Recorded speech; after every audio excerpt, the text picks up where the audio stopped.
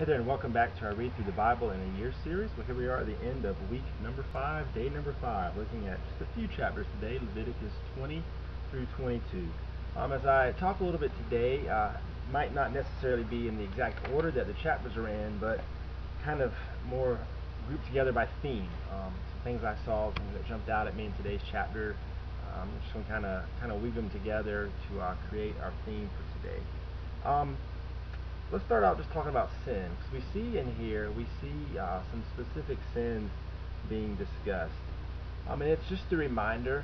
Remember, God has been, over and over in the book of Leviticus, talking about living set apart, being holy, being different than the people around you. A lot of things listed here are going to be things that the pagans, the people, pagan culture, those who did not follow God, who lived around them, that they would be doing, and the Israelites following in their practices. And we see this long list of sexual sin. And the thing about sexual sin is sex was given as a gift by God, a wonderful gift by God to be enjoyed by a husband and wife in the bonds of marriage. In all of these things, we see here what happens when we take God's great gift and we twist it. And we twist it and we turn it into something else, that's something totally against God's design and totally against God's plan. And so we see here, different sins that are listed, that God is saying, don't do this, don't do this, don't do this. And he understands, he sees, he realizes that his people, if they do not stay disciplined and not being influenced by the culture around them, that these are the things they're going to fall into. And we see this just brought to its height, and them being not being the influencers, but being influenced by the culture around them. When it talks about the sin of giving their children to Moloch. Moloch was a false god that was worshipped by the culture around them, and the way Moloch was worship was by making child sacrifice.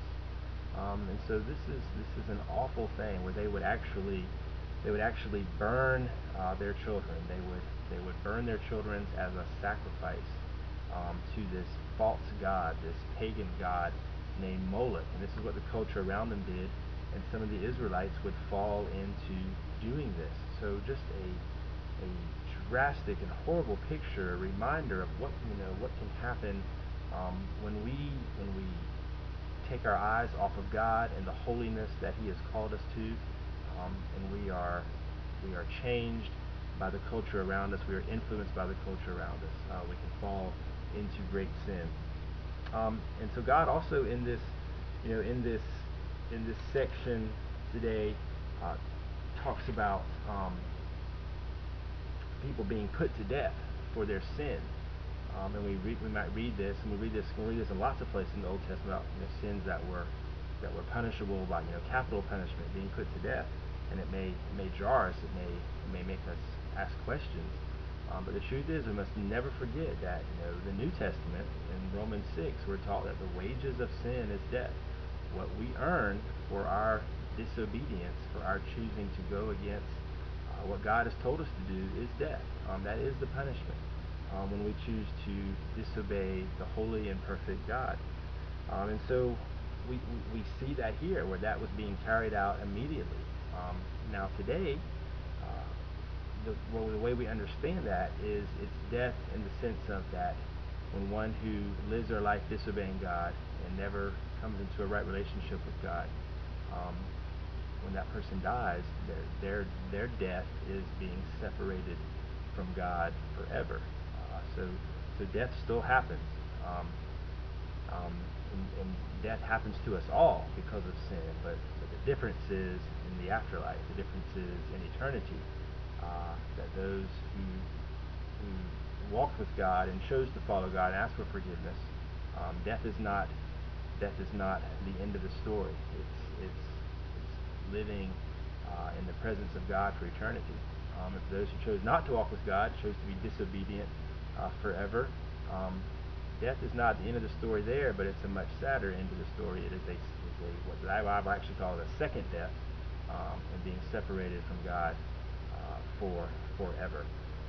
Um, and so as we think about sin, I know we're talking a lot about sin here, but let's look at the opposite side. In these chapters, we're also told by God. God says, "I make you holy." That's a really beautiful thought. That it's God. It's God who sets us apart. It's God who gives us the ability to choose to be set apart by Him. It's God who offers forgiveness to us. It's God who puts it in our hearts to desire to have forgiveness. It is God who helps us every day to turn away from these sins that we see listed in this chapter, and to turn away from the temptations that we face every day. It's God who gives us the strength and the ability to live holy lives, to live blameless lives for Him. Um, it's God who does it for us. He helps us. He loves us. We have to make our decision, but it's God who helps us make that decision. And as we think about the forgiveness that God offers and the ability to be made holy that God offers us, we can never forget that's because of Jesus. Because of Jesus' great sacrifice, His once for all sacrifice on the cross, that we have the ability to be made holy, the ability to ask for forgiveness for sins. And I think we're reminded of that in this chapter when the regulations are given for the type of offerings and sacrifices that are acceptable. And with all of them, the idea goes with all of them that it's those without defect, those that are perfect sacrifices. Um, since we are not perfect, we needed one who could be the perfect sacrifice. So our without defect sacrifice, our perfect sacrifice, the perfect sinless Son of God, Jesus Christ, who died so that we could have forgiveness of sins, a restored relationship, be set apart and holy for our God. So today may we once again continue to, with the strength of God, with the ability that God gives us with His help, may we live lives that are set apart and blameless before Him. May we be the influencers on society and not be influenced by society that does not follow God. May we just thank Christ daily for being the perfect sacrifice, the one who can make all things right, the one who offers us forgiveness for sin. So have a great day. I'll see you next time.